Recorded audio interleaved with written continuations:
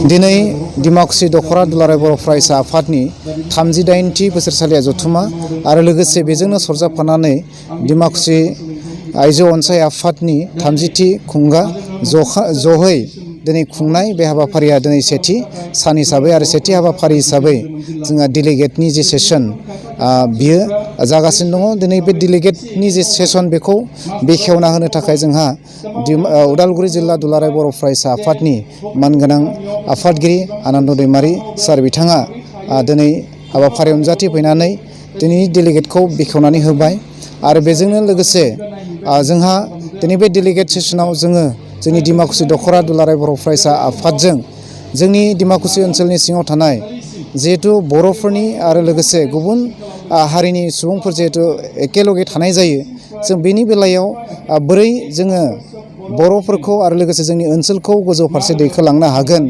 आरो इयुनाव जों बोरै थांनानै थानो हागोन बेफोरबायदि गुवार बिथिंफोरखौ नायनानै माखासे थांखिफोरखौ दिनै जोङो सेबखांनानै लानाय जादों। बे थांखिफोरनि गेजेराव जोङो सेथि हिसाबै जोङो सोलोंथाइनि बेलायाव जों गोसो होदों। जिहेथु जोङो सोलोंथाइनि बेलायाव गोसो होनायनि गुबै थांखिया बेनो, सोलोंथाइ नङाबा जोंहा जेबो गैखाया। सोलोंथाइयानो जिहेथु जों मोनसे हारिनि सिनस्रि हिसाबै बे बिथिंखौनो नोजोर लानानै दखरा बर' फरायसा आफादाबो दिनैनि बे डेलिगेटआव जों थांखि हिसाबै लादों जे जोंहा एल.पि. स्कुलनि बेलायाव जों गुवारै सावरायदों जे एल.पि. स्कुला जिहेथु जोंहा देग्लाय डिमाकुसि ओनसोलनि सिङाव थानाय 3 एल.पि. स्कुला थैनानै थांबाय आरो बेबायदिनो बर' बिजोङाव फरायनाय जिथु फरायसुला फरायसुलिनि अनजिमाया खमायलांगासिनो दङ। बिनि गेजेराव 3 एल.पि. स्कुला मार्ज आप जाबाय आरो मोनसे टेंकि बस्ति जिहेतु हाजो ओनसोलाव थानाय एल.पि. स्कुल दङमोन बेयाव बर' बिजों दङमोन। नाथाय जि गामिनि मानसिफ्रा गामिनि रायजो राजाजों लोगोसे दखरा आफाद आरो लोगोसे प्राइमारि साहित्य सभाजों सावरायनानै मोनसे समाव जोङो फोरोंगिरि थिसननानै दैदेनबोबाय थादोंमोन। नाथाय दिनै देग्लाय बोसोराव जोंहा बियो जोबनानै थांबाय। बे जोंनि थाखाय जोबोद दुखुनांथाव बाथ्रा। बेखायनो जोङो नायदों जे गुबै खारन हिसाबै जोंहा जिथु गभर्नमेन्ट जानांगौमोन, प्रभिन्सियेलाइज जानांगौमोन, बे प्रभिन्सियेलाइजआव गोग्लैयाखिसै। बिनि थाखाय फोरोंगिरिफ्रा गोसो बायग्लिनानै फरायसालियाव फैयाखिसै आरो गुबुन फारसेथिं जिहेतु आथिखालाव फोरोंगिरिनि आंखालखौ नुनानै माखासे गारजेनफ्रा सांग्रां बिगोमाफ्रा दिनै आसामिस मिडियामावनो गावसिनि फरायसुला फरायसुलिखौ होनो थाखाय थिरांथा खालामबाय। बे जोंनि थाखाय जोबोद दुखुनांथावना। अब्लाबो जोङो फिन आरोबाव बेखौ गायसनफिननो थाखाय देग्लायनि बे डेलिगेसन सेसनाव जोङो थांखि हिसाबै रनसायनानै लाफाफिनदों। बिनिफ्राय जोङो जोंनि डिमाकुसि ओनसोलाव नैथि हाबाफारि हिसाबै लादों जिथु ससियेल माखासे एन्टि एक्टिभिटिसफोर जागासिनो दङ।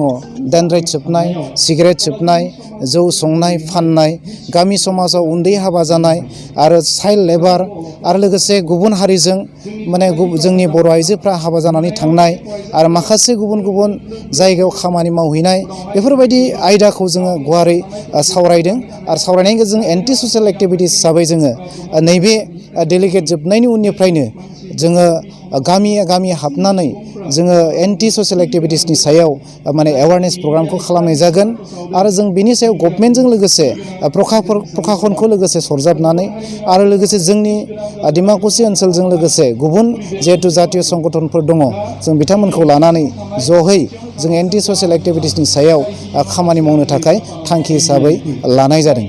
आरो लोगोसे जोंहा जिहेतु मोनसे फरेस्ट एरिया दङ, लासै लासै जोबलांगासिनो दङ आरो जोंनि खाथियावनो थानाय नैबे मोननै दैमा जिहेतु गिदिर गिदिर दङ, गिथिबारि आरो लोगोसे सुख्लाय। बे दैमा सेर सेर जोंहा गोबां गभर्नमेन्ट हा दङमोन, फरेस्ट लेन्ड दङमोन। बे लेन्डफ्राव दिनै गुबुन हारिफ्रा हाबफैनानै एनक्रचमेन्ट खालामगासिनो दङ। बे बिथाखौबो जों होबथानो थाखाय मोनसे थांखि लादों। थांखि हिसाबै जोङो बेयाव प्लान्टेसन खालामफिननाय बा दंफां गायनाय हाबाफारि जोङो थांखि हिसाबै लादों। जोङो प्राय 40 बिगासो बिदि हायाव जोङो गोदानै फरेस्टजों लोगोसे जहै जोङो दंफां गायनो थाखाय जोङो थांखि हिसाबै लादों। ससियेल फरेस्ट हिसाबै जों बेखौ फसंफिननो थाखाय जोङो थांखि हिसाबै लानाय जादों।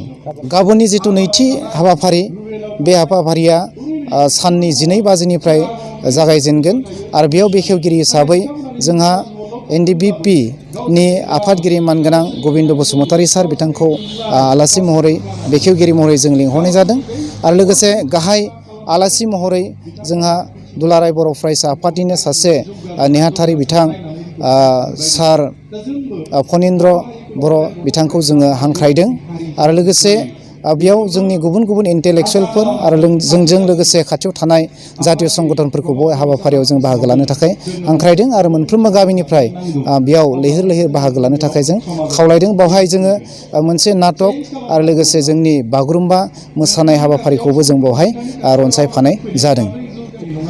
जोबथानायाव आं बेखौनो बर' रायजो राजानिसिम खावलायनो हास्थायदों, जिहेथु आथिखालाव जोंहा बर'फ्रा गोबाव समसिम आन्दलन खालामबाय। थांखिया बेनो, जोंहा मोनसे आलादा रायजो जानांगौ, आलादा रायजो सृष्टि खालामनांगौ। बे थांखि जोंहा गोबां रायजोफ्रा गावनि जिउखौ खोमाबोबाय, धोन सम्पति खोमाबोबाय, गोबाङा हालाय हाफाय जानांगौ जाबाय। दिनैनि बेलायाव जिथु थांखियाव जों होसोबोदों, बे मोननायनि एसे साखाथियाव जोङो दङ होननानै जों बुंनो हायोब्लाबो, नाथाय जोंनि गेजेराव जिथु आथिखालाव जिबायदि थासारि जों नुदों, गावजों गाव मोनसे गावस्रालायनाय जे थासारिखौ जों नुनो मोन्दों, आं बेखौ दखरा आफादनि आफादगिरि जानानै लोगोसे सासे बर' फिसा हिसाबै आं हांख्रायनो लुबैदों, जाहाथे जों खौसे जानानै जिहेथु जोंनि आलादा रायजो दानाय बे हाबाफारियाव जाहाथे बयबो बाहागो लायो, आं बेखौनो मिजिंथिनाय जादों।